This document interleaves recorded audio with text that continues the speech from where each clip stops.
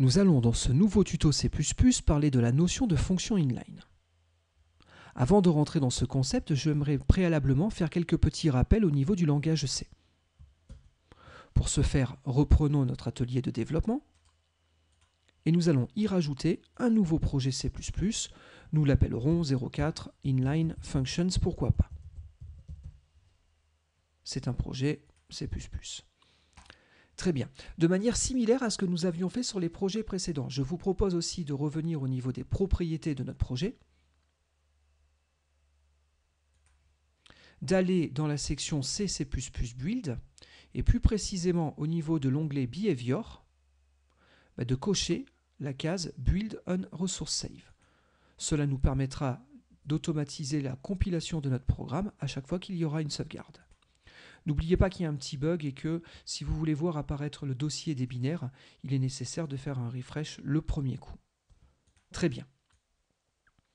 À partir de là, le premier rappel que je veux faire consiste en la notion de macro. Donc pour ce faire, un nouveau fichier d'entête, nous l'appellerons mylib.h.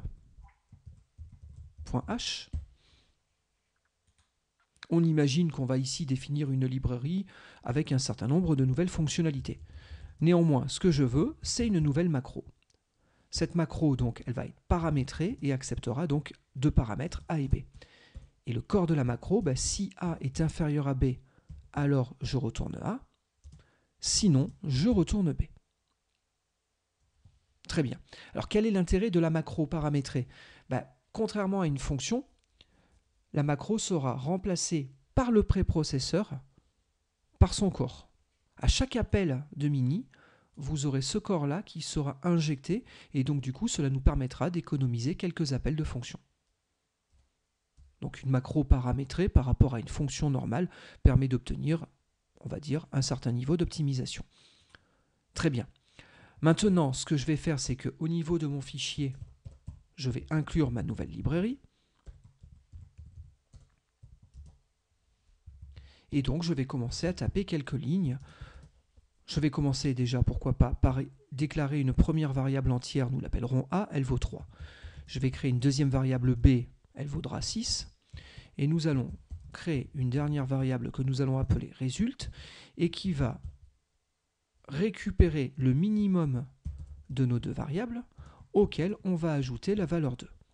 Donc a priori, minimum de A et de B, 3. 3 plus 2, 5. Vérifions notre résultat en faisant un petit affichage. Très bien, regardez, je lance en faisant run as et en lançant l'application. Et donc là, nous avons un petit souci. Effectivement, nous attendions la valeur 5, nous venons de constater que nous affichons 3. Pourquoi? Comme je vous disais il y a quelques instants, cet appel à ce niveau-là, à notre macro, va être remplacé par le corps de la macro. Ce qui veut dire que le compilateur recevra ce code-là. À savoir int result égale, si A est inférieur à B, alors A, sinon B, plus 2. Et c'est là que nous nous sommes fait avoir, parce que effectivement l'addition intervient que dans le cas où c'est B qui est la valeur minimale. Si jamais A est plus petite que B, nous renvoyons juste ça parce que l'opérateur plus était prioritaire par rapport à notre opérateur de comparaison. Donc du coup, je ne sais pas si vous vous souvenez, mais quand on vous a appris à faire des macros en C, normalement, on a dû vous préciser qu'il était déjà au moins nécessaire de parenthéser globalement votre expression. Regardez, si je relance simplement le code comme ça, effectivement, déjà ça marche mieux. C'est normal parce que maintenant, nous avons des parenthèses ici, et donc le plus s'applique bien à notre calcul de minimum. Mais il y a une autre source d'erreur. Dans des cas un petit peu plus subtils, le premier paramètre ou même le deuxième, au lieu de passer simplement une variable ou une constante, vous auriez pu y mettre ici une expression plus ou moins complexe, utilisant elle-même d'autres opérateurs. Et donc du coup, il y a un risque à ce que les opérateurs de votre expression rentrent en conflit avec les opérateurs utilisés vous dans votre macro. Donc normalement, la bonne façon de définir une macro à base d'expression, c'est de complètement parenthéser chacun des paramètres de la macro. Si vous ne faites pas ça, vous risquez un jour ou l'autre de rencontrer certaines difficultés. Donc là, tout est parfait. Et donc, normalement, on calcule bien la valeur adéquate. Parfait.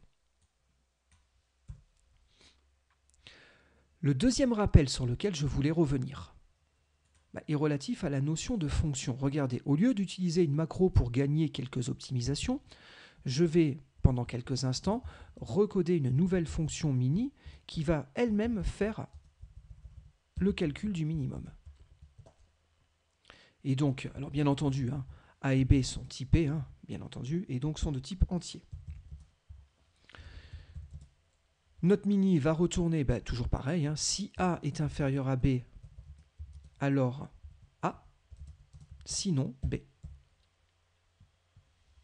Et on va imaginer que notre projet est un petit peu plus conséquent, un petit peu plus gros que celui-ci. Et donc pour simuler la chose, je vais créer un nouveau fichier de type source file. Je l'appellerai other.cpp, pourquoi pas. Et ce que je veux, c'est que ce other.cpp importe notre nouvelle librairie. Eh bien, si nous avons fait ça, nous avons commis une grosse erreur et on s'en aperçoit parce que nous avons ici une erreur de compilation. Alors plus précisément, une erreur de link. Effectivement, mon erreur, elle est où? Mon erreur, elle est que j'ai codé une fonction en plein milieu d'un point H.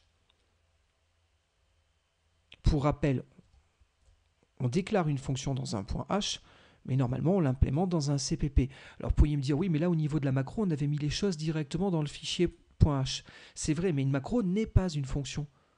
Et en gros, il fallait tout à l'heure que lors de l'utilisation de mini, qu'il sache par quoi le remplacer. Il y avait substitution par le préprocesseur de ça par le corps de la macro.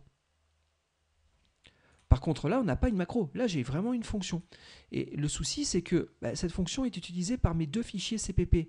Et en gros, ce qui s'est passé, c'est que la première fois, ce CPP a été compilé. Ça a généré un fichier qui s'appelle inlinefunction.o, dans lequel cette fonction a été injectée, vu qu'on a fait un dias-include. Donc le point O de inlinefunctions définit une fonction mini. Le souci, c'est qu'on a rajouté un deuxième fichier, et que ce fichier inclut aussi le point H. Donc du coup, lui-même, lorsqu'il a été compilé, a défini une fonction mini au niveau du fichier produit en résultante. Et bien entendu, doit arriver l'édition de lien. Et quand celle-ci déclenche, on essaye de traiter à la fois inlinefunction.o et other.o. Et donc du coup, regardez, le message d'erreur est clair, net et explicite. Nous avons des définitions multiples de notre fonction mini. Ne sachant pas laquelle choisir, le compilateur, et plus précisément le linker, préfère arrêter net la construction de votre programme. Donc on est bien d'accord, on déclare une macro dans un point H, on la code aussi dans le point H. Par contre, pour ce qui est des fonctions, normalement, on implémente notre fonction dans un fichier CPP. Bon, fort de ces deux rappels, on peut maintenant revenir sur la notion de fonction inline. Pour déclarer une fonction inline, il suffit de rajouter le mot-clé inline en tête. Et là, regardez, c'est bizarre, mais en rajoutant ce mot-clé-là, il n'y a plus d'erreur de compilation. Alors pourquoi? Parce qu'une fonction inline, en vérité, ce n'est pas une fonction. Le mot-clé inline, il est utilisé pour demander au compilateur, et non plus au préprocesseur, cette fois-ci c'est le compilateur qui va gérer la chose, on va lui demander de faire l'équivalent de notre macro paramétrée. C'est-à-dire qu'à tout appel de mini, ce qu'on veut, c'est substituer ça. La différence par rapport à la macro, c'est comme c'est le compilateur qui va traiter vos inline functions, du coup, il est intelligent. Et ce qui était sous-entendu ici, à savoir la priorité de cette opération avant de faire le plus 2, ce sera garanti par compilation. Et donc, regardez, il n'y a aucune parenthèse. Si on regarde par rapport à la macro, là, le corps de la fonction est beaucoup plus simple. Bon, pour autant, si on lance notre programme, on calcule bien la valeur 5. Donc à partir de là, quelques constats. 1. En C++, on vous recommande de ne plus utiliser de macro paramétrés. Utilisez en lieu et place des fonctions inline. Premier point. Alors bien entendu, pour les macros simples, les constantes, ça, il n'y a aucune contre-indication. Vous pouvez continuer à les utiliser dans un projet C++.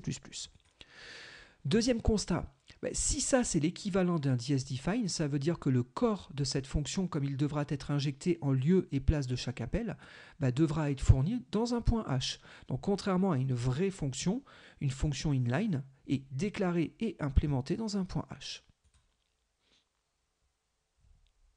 Et j'ai envie de rajouter aussi un autre conseil, ne mettez pas des inlines sur des fonctions trop complexes en termes de lignes de code, sans quoi elles vont être dupliquées. Tous les appels, en lieu et place de cet appel, on va injecter le corps de cette fonction, et si la fonction est relativement complexe, vous allez dupliquer trop de fois ces bouts de code, et vous allez dégrader la taille de l'exécutable, il va devenir de plus en plus gros.